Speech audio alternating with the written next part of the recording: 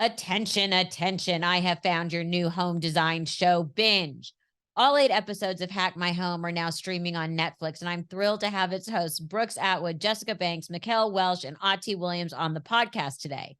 These home renovation experts utilize their particular specialties, innovation, engineering, design, and construction, in order to help families live better by making the most out of their homes' untapped and often unseen square footage. The results are seriously incredible and will have you asking, how did they ever think of that? Welcome, Mikel Welch and Brooks Atwood. Thank you for having us. Hi, Thank you so much. It's so great to be here. Okay. Where did the passion for your field come from? Well, first I would say, I think in your intro, you missed the power of hair is also part of the show. I have some hair and Mikel's missing all of his hair. And Mikel, I have to check, but you are you wearing starting pants? early. You are starting early. I like are you wearing to think pants in this interview? I like to think that you two are evening each other out. Maybe so, yes, probably. So Mikel, take it away. Mikel, how'd you get your start?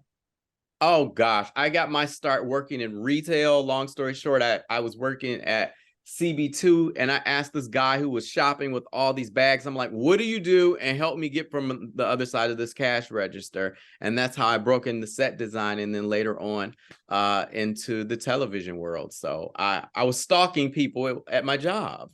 What sets did you do?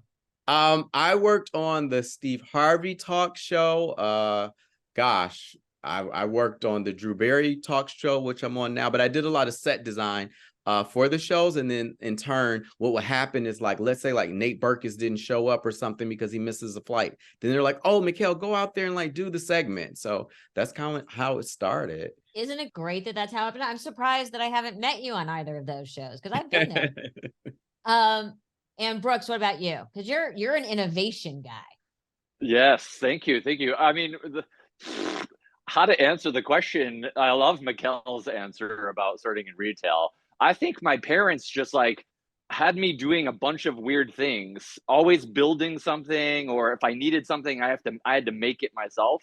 So I made tools, I built boats, and just like that love of coming up with something and then making it with my own hands was so fun to me. And my dad was approaching it as an engineer, and love to engineers, but they're like for efficiency. And I was like, but there has to be a more beautiful way of doing this thing that you're making me build. So like, let me sketch and think of it in a different way. And I think that's kind of how it came up through all these different creations. And, it epitomizes in like when I get to design something like the Children's Museum in Los Angeles, like that is just like the culmination of all my like awesomeness. Right. So your dad was an engineer. My dad was an engineer. I would say a frustrated architect, because I think he wanted to build things, but focused on these little tiny detail pieces.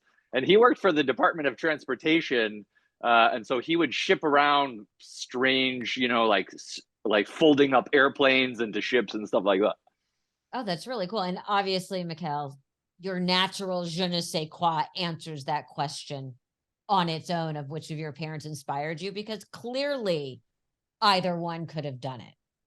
Well, either or, but here's the funny thing, Melissa. My mother started out doing the traffic and radio locally in Detroit, and she had a television show as well. So we were always in the studio, but as a kid, I hated it. Like, I just wanted, and this is before Instagram, like we couldn't go to the grocery store. We couldn't do anything. It's like people wanted to take Polaroid pictures with her. And I'm like, I really just want to get Cheerios and go home.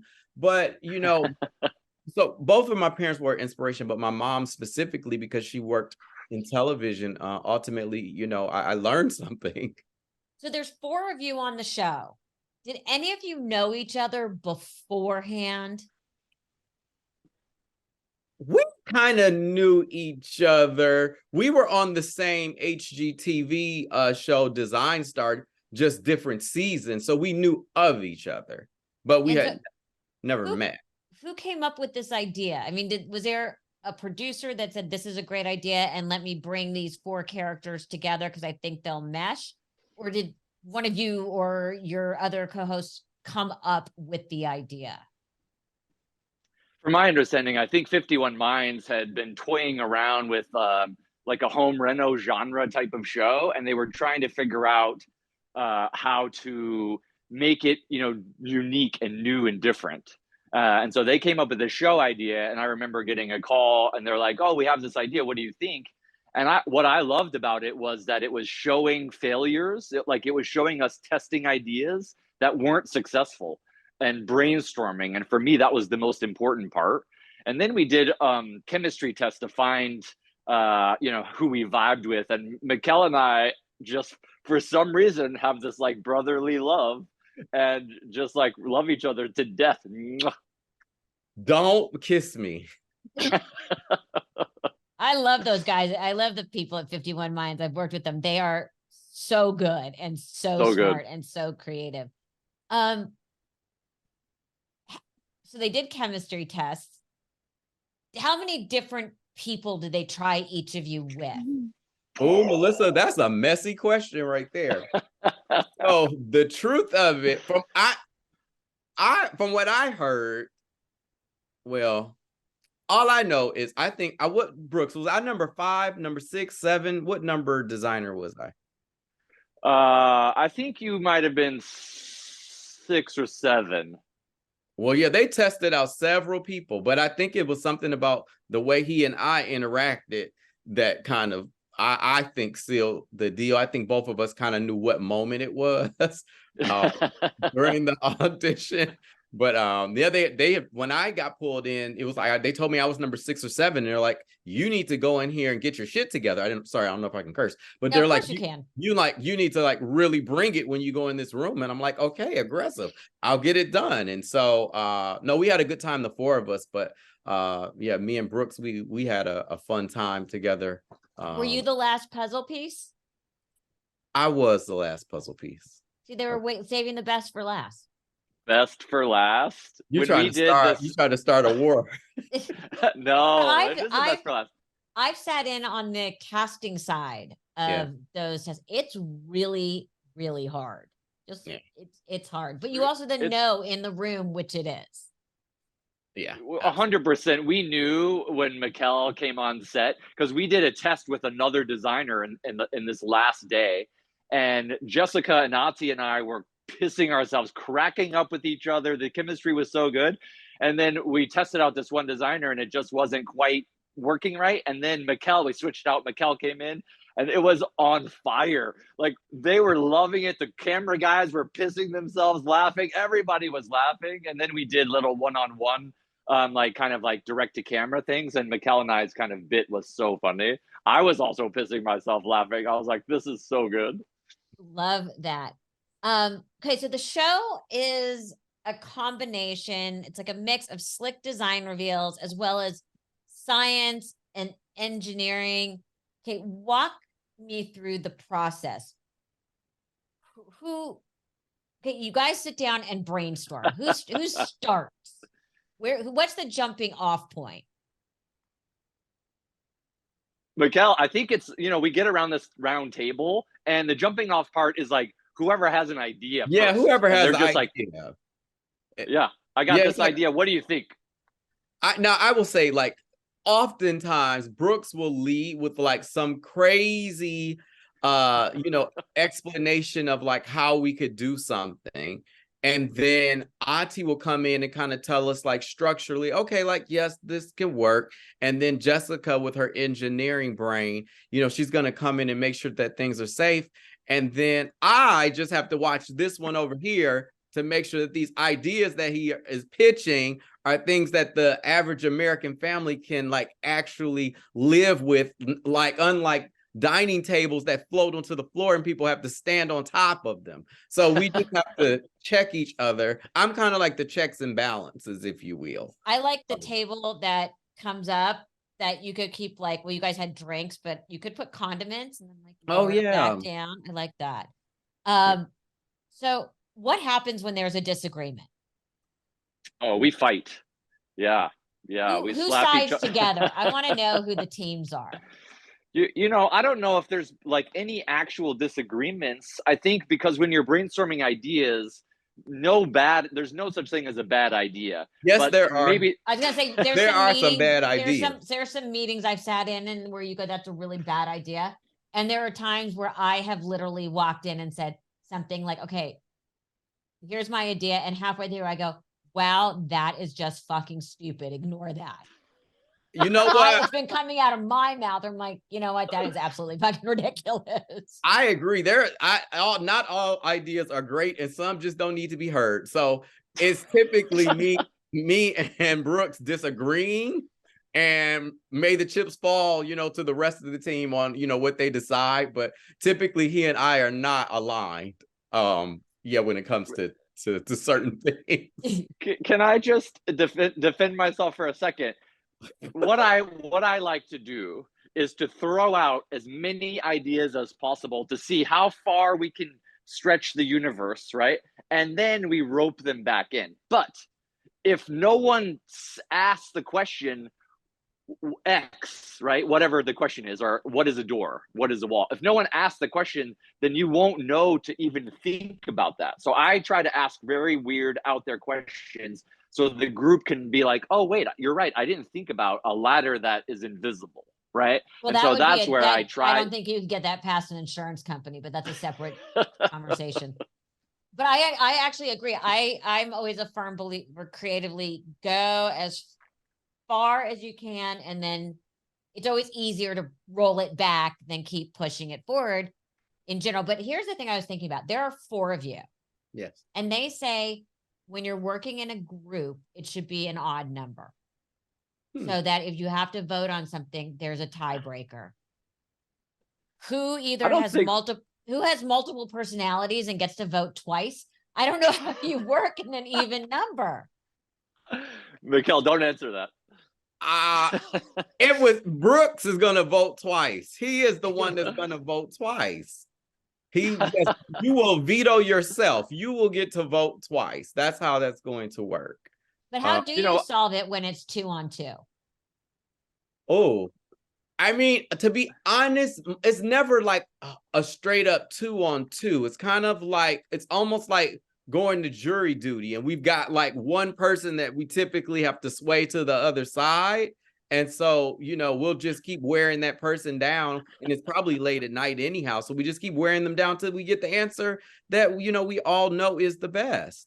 A little bit like a CIA black ops, exactly. House Yeah, audit. exactly. How you're such proponents of brainstorming sessions, and you told them at the start of every episode. And Brooks, you talked about going all the way out there. But when you have all these different personalities in a brainstorming session, there's always one person that you want to reach across the table and shake. Now, I have worked with my mother, so I understand this emotion and also the restraint it takes to not say you're wrong or stop, or we got it the first time you pitched it and we didn't like it then, and you can pitch it 3 more times the same way, we're still going to dislike it. How do you keep that urge inside? You know what? That's a fair question. For me though, like, ideas are so exciting that if there's any reaching across the table, it would be to like kiss Mikel or something. It's because what I love Mikel's like, you touch me, you die. I love this part of any process. So the beginning, the inception of the ideas and where they come from and why. And I love more than anything collaborating with people, because 4 brains are better than 1 brain. And so everyone's unique perspective adds to whatever the thing that we're doing. So say Mikel has this idea, then I could add to it, Jessica adds to it, and Ati add to it. And now that idea is better, right? And so we just adapt and take, and it grows like growing a tree, right? Or growing a flower. It needs water and sunlight and oxygen. It needs everyone's input. Mikel, I can almost hear you rolling your eyes. Yes, because his ideas are always outlandish. And it's just like, no, honey, that does not work. We're not going to do it. I'm not going to be polite about it personally. Like, it just doesn't work. And so, we have to have those come to Jesus moments. We sit down, we talk about it. We talk about what's practical. And then we do come to a happy medium, but typically we don't really, I'm going to be honest, because look, we're on this podcast, we have to tell the truth. Typically it's like the three of us against him. Now, we don't want to bully him. So, we let him get his ideas out, rub his back a little bit, make him feel good about it. And then we politely say, that's not going to work. Oh, but the love between you two, no kidding that there's chemistry between you, because it's also good-hearted. Where do you find these families? Oh, can I just say, like, looking at our camera screens, a difference between Mikel and I are so funny, because like, look at him. He's got his like taupe jacket on, his like mock neck turtleneck, his white apartment. And look at me, like I'm all blending in with the wallpaper. This is like my mug shot over here. I'm into color and patterns, and I'm trying to influence Mikel a little bit with color and pattern. And he's trying to tone me down. But that's why it works. And that's also clearly why you guys are friends on top of it. Because you're just, sometimes the people who are the most opposite of you are the most like you. Yes. Right. And get you the most. Yes. Very true. So, okay. Where do you find the families? Our production company, 51 Minds, they do the casting for the families. Season 1, I'm going to say season 1 because we're praying for a season 2, but there's going to be a season 2. Let's take a deep breath. It's a great show.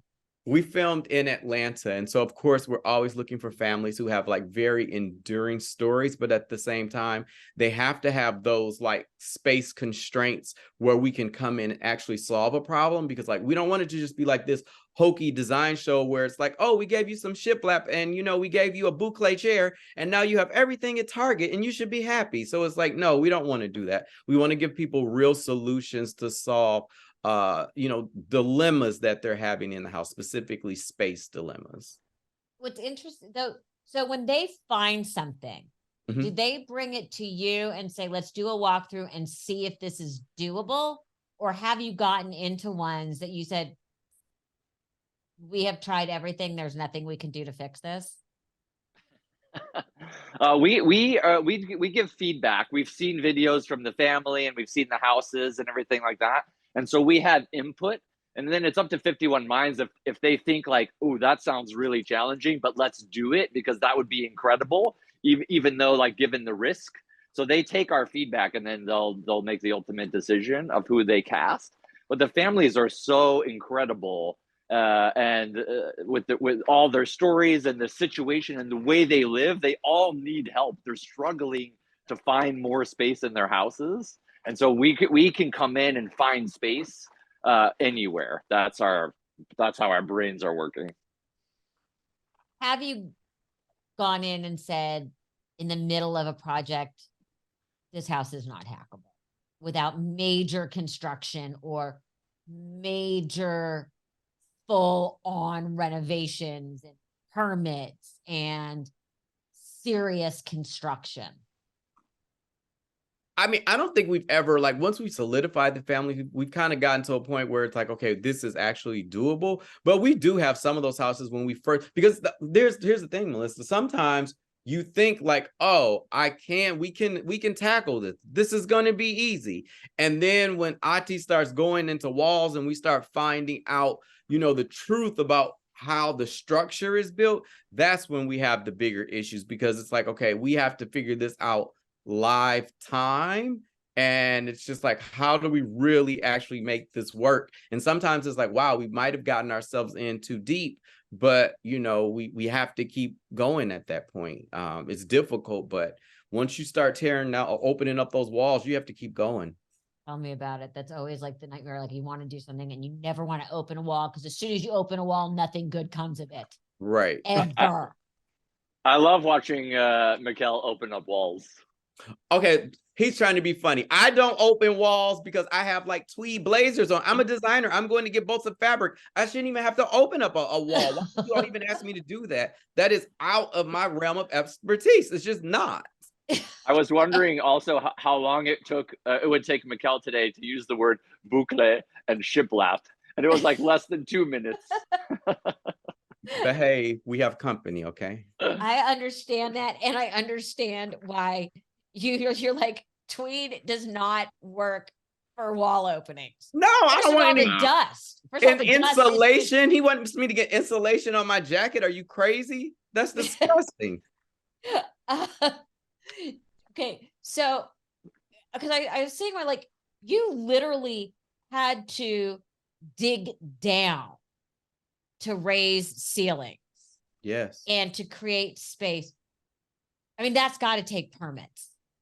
Yes, absolutely. You know what? Ati is a certified contractor. So each one of our projects are vetted, and we have to get clearance before we do anything. So yeah, it's the real deal. This is not just one of those paint the walls and put some furniture in the room type of shows. Like, we have to jump through a lot of hoops just to even walk in the door. How long does one take from start to finish? When I say start, I mean, I don't mean figuring it out, because then you have to go through all the process of Right. permits and this and that. From breaking a wall, ground, whatever you want to call it, how long do these projects usually on average take?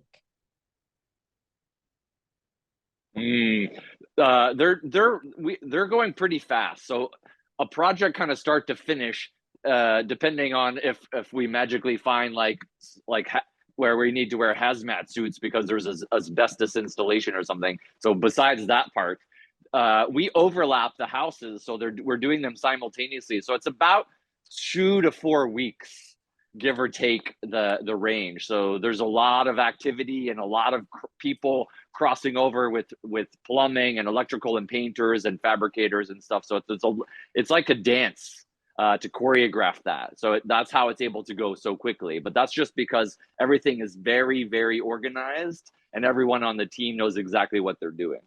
Yeah, it only took me a year to get a bathroom remodel, but that's a different show. Well, you should have had us over, Melissa. We'll do it for you in 2 weeks. Perfect. So very often, like, we're used to seeing on like Trading Spaces and all these shows, people walk in and see it and burst into tears and the whole thing. But they've also had some famous misfires.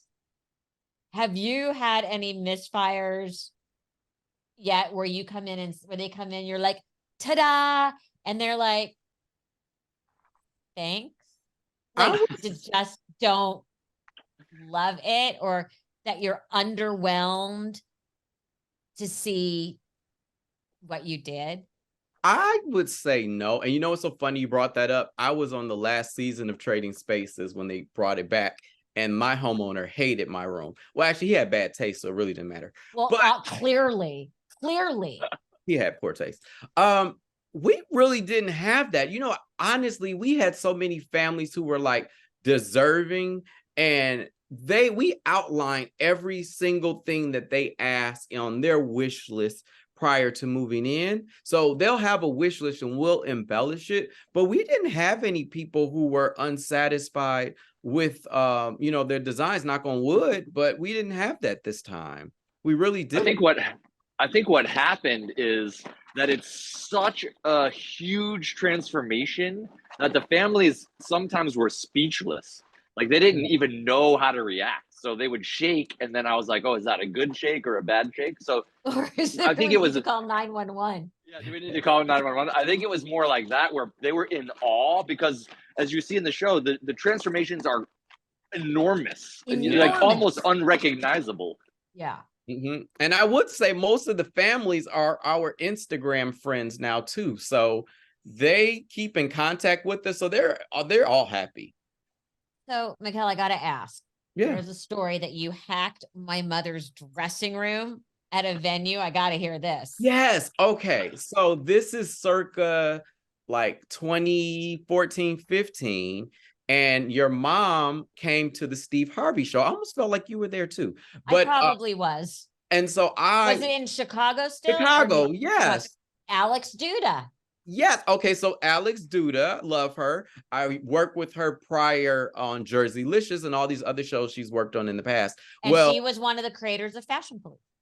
Oh, there you go. Well, Alex brought me to the Steve Harvey show, and one of my jobs was to decorate all of the green rooms, but they gave me like a nicer budget, so we didn't have to throw crappy things in the room. But I got to design a space for your mom, and she was very kind. And yeah, that's my Joan Rivers story. I was so excited. And actually, I was starstruck, and I had to like pull it together. But no, that's my story. Well, I'm guessing, because I remember doing that show with her, that I was probably there, which means she didn't steal anything. So that was a bonus. Everything was accounted for. You're good. Exactly. Was it glued down? Yeah, because the two of us could strip. First of all, I can still strip a dressing room of all food products easily. That's not even an effort. But Brooks, I got to ask about the construction of this particular hairdo. Because you do pull at it a lot. Have you? Yeah. And it says your bio says your passion for design is topped only by the height of your hair. Well, first of all, I just want to say that I absolutely loved Fashion Police. I was obsessed, and all of my friends, we always watched the show and just like loved it so much. What a part of our culture to be a part of that and to witness that. So thank you. I just love that so much. That inspired me to try to up my fashion game a lot, which goes back to my hair. So my hair is the long story was like, my sister and mom did my hair for me when I was a kid because they didn't know what to do with it. So they brushed it. And I was like, what is happening? I turned into Teen Wolf. You can't brush this stuff. So when I got older, I just figured if I just stop touching it, then it will just do its own thing. And so the only thing that I do now is I used to cut my hair myself with my eyes closed to get it to be uneven. Because when you go get a haircut, when you pay someone money, they won't make it uneven. You know, they want to do a professional job. So they can't fuck up your hair. You're paying them money. And I wanted to be messy, so I cut it myself. Now my amazing wife, who's my stylist, and she also cuts my hair. We just let it go. Sunshine and salt water is the key. There you go. I'm going to throw out a challenge to you guys. So yes. I am in the process of figuring out how to convert my guest room, which has strange wall configuration, meaning like there's closet doors right in the center of a wall. There's a bathroom door right in the center of a wall, and this weird little sort of walkway and windows in weird places. I'm trying to convert it into a guest bedroom / office. And I would rather not use a pull-out couch. What are my options? I was thinking maybe build bookcases out and do a Murphy bed. I also don't want to have to move a tremendous amount of furniture when there's a guest. That's my challenge. Well, you can get back to me on this. I would come do the celebrity version of Hack My House. That would be I'd love to see it. Yeah, we should totally do that. Oh my God, yes. Well, I would ask. That is my challenge. Well, first of all, your room sounds very weird. What kind of room is this? It's not. It's not.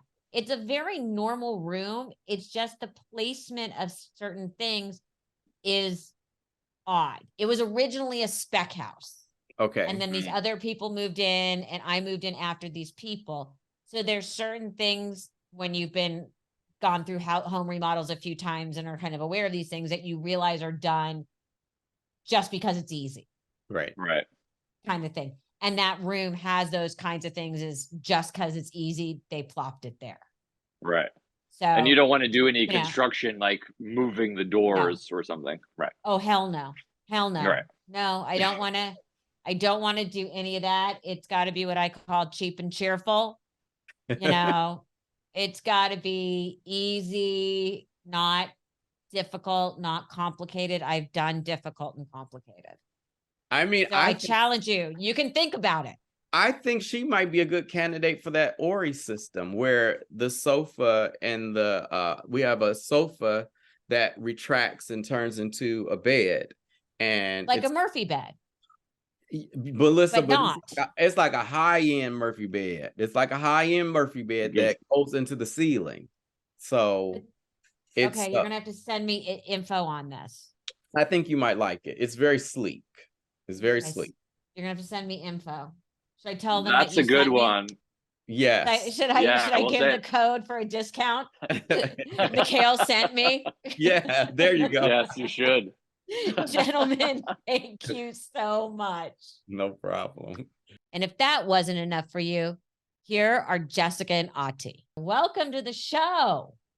Thank you. We're so excited. We are too. So where did the passion of your fields come from? It always starts somewhere. Like, Ati, why do you love construction? What started that? So for me, I actually oopsed into it. I wasn't like intentional about it. For a very long time, I wanted to save the world. And so when I went to college, I moved to Washington, D.C. I got a nonprofit job. I was like working in reproductive health and doing HIV/AIDS work. And then best thing that ever happened in my life happened, which is I got laid off. But right before that, I had just bought my first place, and all I had done in the space was like painted it. I put in new flowers in the friends, and then I like put in new carpet. It was actually kind of like, when I look back at it, it was a very tacky remodel, but it worked. And then I like sold the place shortly after, and I was like, wait, this might be a thing. So it's not that I grew up going to open houses and like playing with tools or anything like that. I didn't even imagine that in my head. And I think my mom was disappointed for a while, because she thought, she's an African mom, she's like, she's gonna have like a good solid career that I could brag to my friends about. And turns out I decided to go into construction instead. So what does your daughter do for like? She breaks down walls. It sounds a little different when she's out with her friends. It does. It is. Yeah. Jessica, what about you? I mean, you're like a hardcore engineer. Yeah, so I actually I had always wanted to be an astronaut from when I was a very little girl, and then went to college for an astrophysics, turned to physics, and was going to go into the military. I wanted to fly the shuttle, and realized that was not going to be the best environment for me to flourish in. Plus, you didn't meet the height requirement. I did not meet the height requirement for. What's the height requirement? I think it was like 5'4" or 5'5". Yeah, it was 5'4", and I was like a quarter of an inch too short. And I mean, I can understand. Wouldn't meet the height. I wouldn't meet the height requirement either. So. You got to get measured in the morning when your vertebrae are a little bit stretched out. So then I basically realized I wasn't going to go into the military or maybe be an astronaut, and was completely ill prepared for a terrestrial future. Like, what on earth am I going to do on Earth? So then fits and starts. I went into entertainment for a while, did some comedian management. I was Al Franken's assistant. And then at some point I was like, I still want to go to space. I'll go as a mission specialist, and went back to grad school for robotics, where I was in a humanoid robotics lab at MIT. And then I, things again changed, and I was like, oh my gosh, I just learned how to build and break things. And it was an amazing rebirth of wonder for me. So, well, because generally, when you study robotics at MIT, interior design is not really something that's often said in the same sense. This is true. Yes. Yeah. I think there was something where I really wanted to be able to bring that kind of engineering acumen into people's homes and make it more accessible. And then it came out through, I was like, well, furniture seems to be a great way to do that. And then, had that consilience and combination. It's always interesting where when you think of a science, especially, you don't think of creativity, but you obviously are very creative. How was the show? Did you guys know each other at all before the show? We did not. We did not. Actually, what's really funny? So, we had to do the chemistry tests together. So Brooks and I were like the original two that got cast. And then we did chemistry tests with a bunch of different people. And then Jess was cast. And then Mikel was the final person, but literally the Friday before we were going to do a chem test with Mikel, I knew we were doing a chem test with him. He had no idea who I was. And I bumped into him somewhere in like Las Vegas, like at like one of the kitchen and bath shows.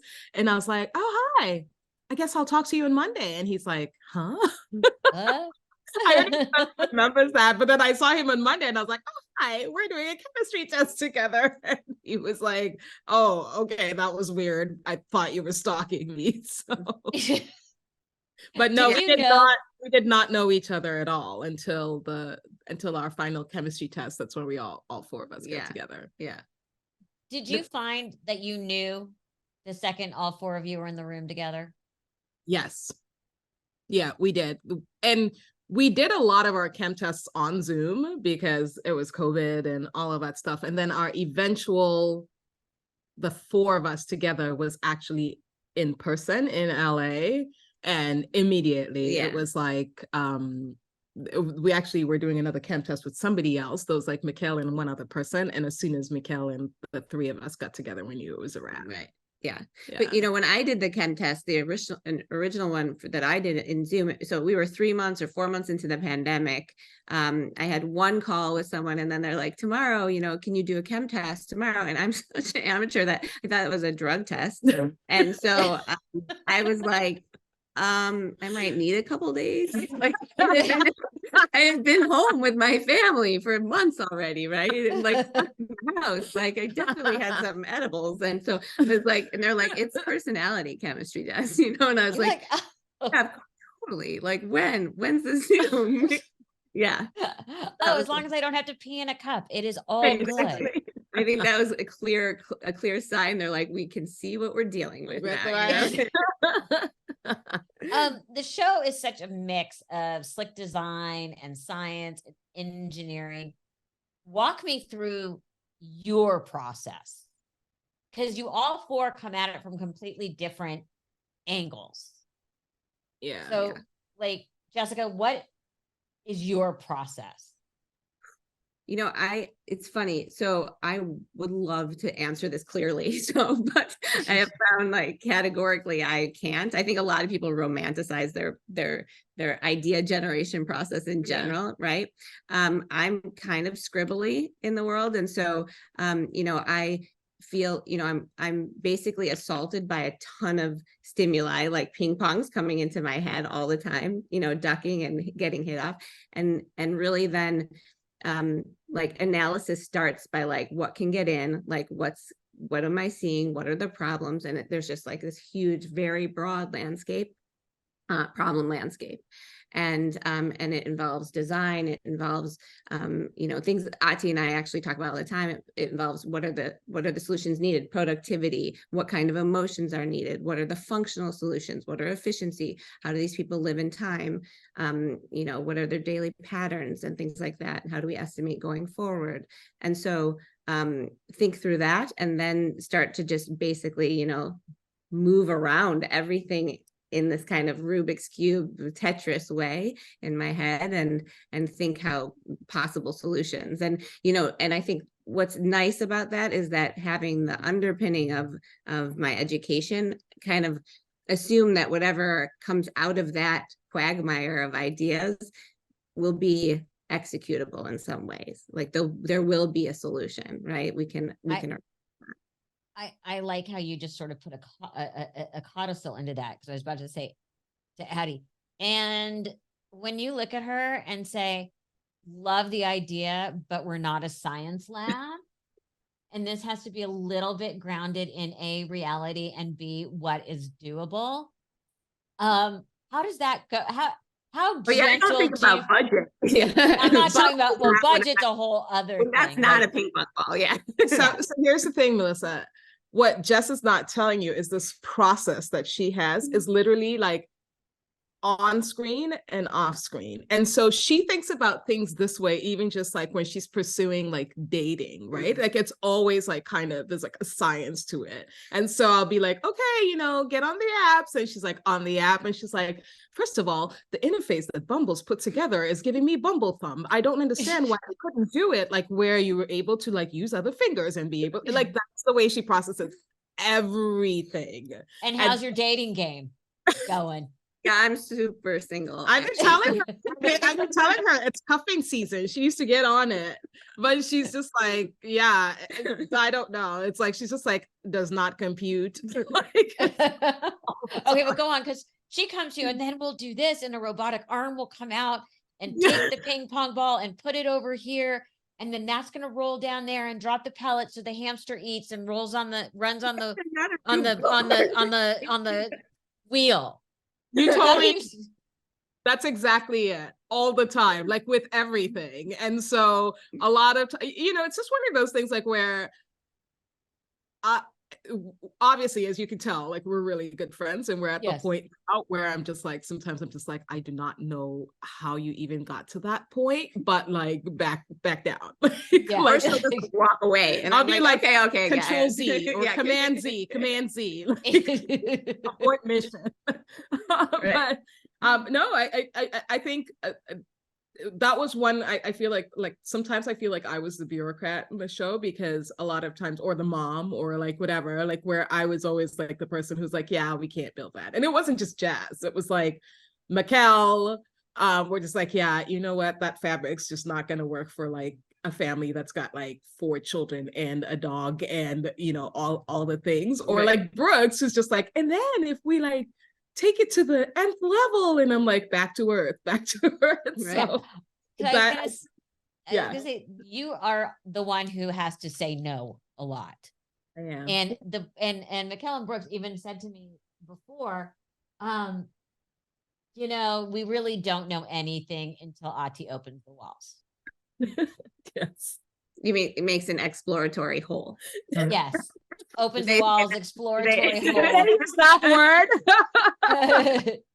Netflix decided that it was like they nixed that part where I'd be like, so I mean, I use that because that's like construction lingo. I'm like, I've got to do an exploratory hole. These 3 out of hand, like they just like burst out laughing and took exploratory hole to the next level, whereas all I meant was like, we need to cut a hole in the wall to figure out whether or not it works. Exactly, whether or not this is even doable. Who gets the most upset when you say, and I'm taking Mikel out of this because he is clearly a man that does not want to hear about practicality in fabrics. No, you know what I mean? You can't. And I had a decorator I worked with when my son was, I guess he was about 13, and he and all of his friends were all over, and he brought me like this beautiful fabric for the family room couch. I'm like, no, like something that bring me an outdoor fabric to use inside.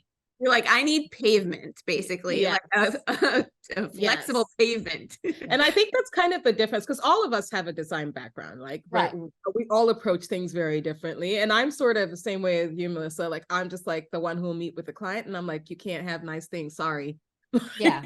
God, your roommates won't allow you to do that, the 2-legged kind and the 4-legged kind. And so like, let's get some sunbrella in here, or let's get some leathers that will like get beaten the heck down and like wear nicely and look nicer as it patinas or whatever. But yes, Mikel will prescribe boucles to her like family of 4 quads. It's going to be beautiful though. For like 8 minutes. Yeah, it will be gorgeous though, because he's got exquisite taste. Yes. But it's definitely like, it's for the pretties. By the way, boucle must be one of his favorite things because it came up when I talked to the 2 of them. I mean, it's kind of trending right now. Yeah, it's like has names for stuff. Like he's like, oh, and this fabric. What if we look for a nubby oatmeal? Yeah. Well, the best is Brooks said, I was wondering how long before you got the word boucle in there. But I want to go back to Ati. Who gets the most upset when you say no? Mikel. Really? Yes. He's also the most like cantankerous. So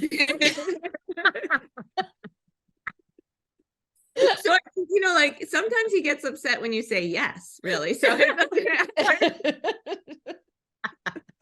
yeah, he also will be the first to say no. Oh yeah. Like if you're just like, aesthetically also, like I'm like, You can tell, like, I'm super into color and like all of that stuff.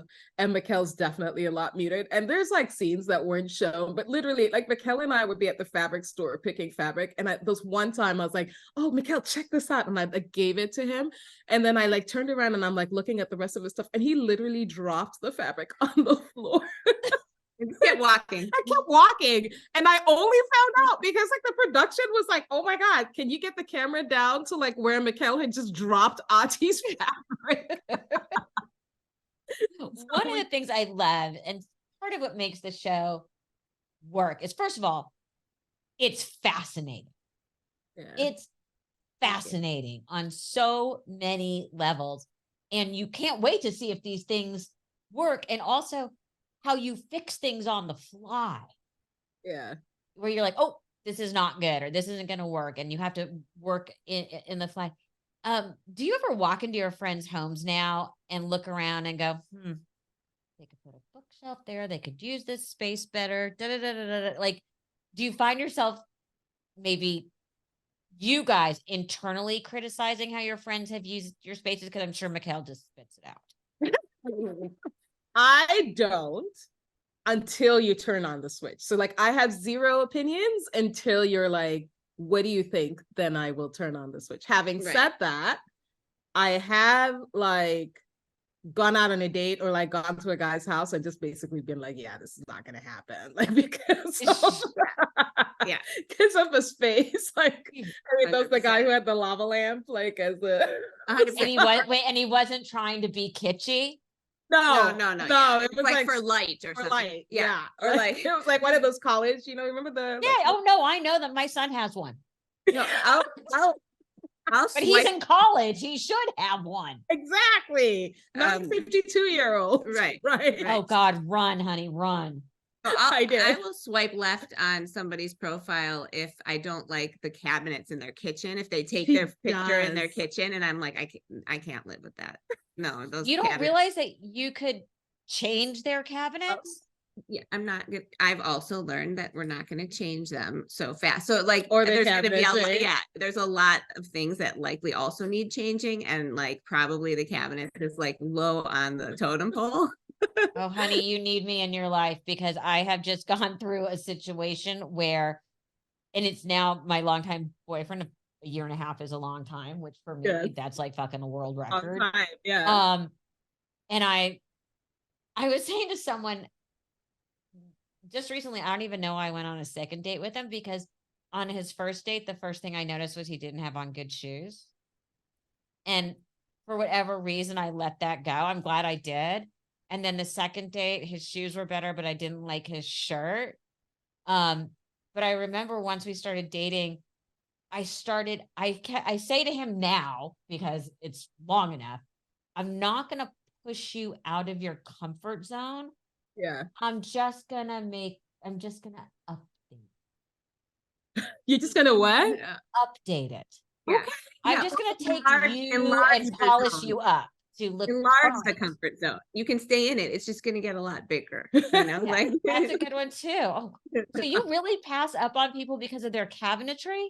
She does. But I mean, this is kind of, remember how Jess's brain thinks. She thinks about things in formula and efficiency, right? And so this is like, just like, she's like, as a scientist, I've got to put together criteria. And like the criteria is that if there's cherry cabinets, if there's like a guy with a picture with a fish, if it like, I'm just not reading past it. Like after that, it's like, all right, that part's done. Let's keep moving on. Even though then I'm like, but what if that was like the photo of him at his mother's house and she just happens to have the cabinet? And this is a cogent argument, except for he still had the idea to take a picture in front of those cabinets. So it's not even about the cabinet, right? It's the knowledge. Judgment's called. Exactly. Oh my God, you're worse than me. You see why we're gonna end up being like old lonely ladies together? No, you're not. I'm gonna find you guys. Oh my God, really? Because literally, because I remember pulling up in front of the restaurant and looking at Steve and going, ew. Like literally, that was the first thing I saw before I even parked my car. Was it a blind date? Did you know? Like, were you set up with someone, or was it like No, Like- we had met in passing, but it was like a situation where like I wouldn't like, and then it's like our first date, and he'd asked me out, and like I was like, and so like you knew he had made an effort, and I'm like, see, that's the thing, right? You know, there was thought, But- and that's the part. yeah, but like I was like, good, you lazy fucker. Couldn't even put on a good pair of shoes. Like that's where I'm like, oh my God, those are horrible. And I called him out on it since he goes, well, they were comfortable. I'm like, really? That you thought that was okay? He's like, well, I just didn't think anyone would look at someone's shoes on the first date. I'm like, of course we do. Now I know she looks at cabinets. Among other surfaces. amongst other surfaces. What's gonna happen when and I'm sure you've bought your first homes and whatever, but you go into a house and you're like, I really want it and I think I can fix it,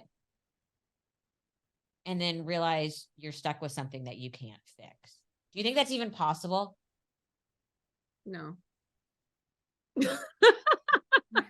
No, you're like next. Okay, then I'm gonna throw out another question because I pitched this out to the guys. Okay. First of all, if anything, I'd be like, Ati, I need some help here. Yeah, she'll be like, can you find out? Yeah. Yeah. No, I mean, so when I first started remodeling houses, it was in my 20s, and so I had a lot more flexibility. Now I like nice things, but at that point, like I moved like 8 times in 5 years. So I like buy a complete shithole, move in, fix it up. And like all my there wasn't like YouTube where you could find resources for everything. So I used to watch a lot of This Old House. I watched like every episode of This Old House.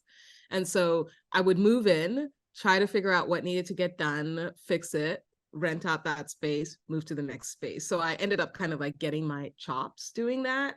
And I've seen like the entire gamut. Like I used to be nervous about structural damage. That's like the biggest, usually the thing that costs you the most, because you can't quite identify how much it's going to cost upfront. A lot of times you have to like still kind of go down, but everything else is fixable. Everything is fixable. Even the shittiest like house that's like falling apart is, I personally, I don't feel intimidated by it, but I just think it's just because like I've kind of seen the entire gamut of like houses that literally need to get torn down. Oh, I once bought a house that had fire damage, so even the joists weren't there. Like it was just like everything got burnt down. It was like a total brick shell, and so I had to like build that from scratch. And so that one was a tough one. You know, it took 3 times as long as I thought it was going to be, and I screwed up a lot, but you know, it was an expensive lesson. But I think like after that, I was just like, all right, then, you know, you could probably do anything after this. Okay, so Jessica, what is the one home-based problem that keeps you up at night, that you really believe you can fix, but you haven't quite figured out to? Like someone had to come up with the dinosaur thing that takes stuff off the top shelves. Like what is the one thing that you lay awake at night, the problem you're trying to solve? I know that's like a completely random question. Right. Yeah. I lay awake at night thinking about other questions, but I think a big one, I mean, you know, this is going to sound kind of awkward, but it's really about, in general, how do you align people's behavior with the notion that that their space needs to be organized differently. So, I'll elaborate a bit. So a lot of times we can go into a person's house who is like, I want this, we need to really just change the whole layout of this, or we need to do this and this for storage. And the truth is that they are just incapable of organizing. And no matter what you will be able to put in the house, it will be very difficult for them to actually maintain a system. And so, you know, thinking about what are I think a lot of terms of like friction in systems, right? So yeah, explain what frictions are, because I didn't understand what it was. You know, so things that are like giving resistance to something, right? Right. And so And so like, what is the lowest friction solution that you can give to someone who might just be not capable of understanding how to keep a space neat or organize or categorize? To me, the idea that someone can't categorize is like anathema. Like, I'm like, what? How is there a brain that exists that can't think of that this goes here and this goes here and this goes here? But it definitely exists, right? So I think that is a really big thing, is like, what is the lowest friction organizational system that can be developed for somebody, you know? That's fascinating. Oh. Hack My Home, you guys are fantastic. Thank you so much. Thank you. Thank you. Yeah. Yeah, this was super fun.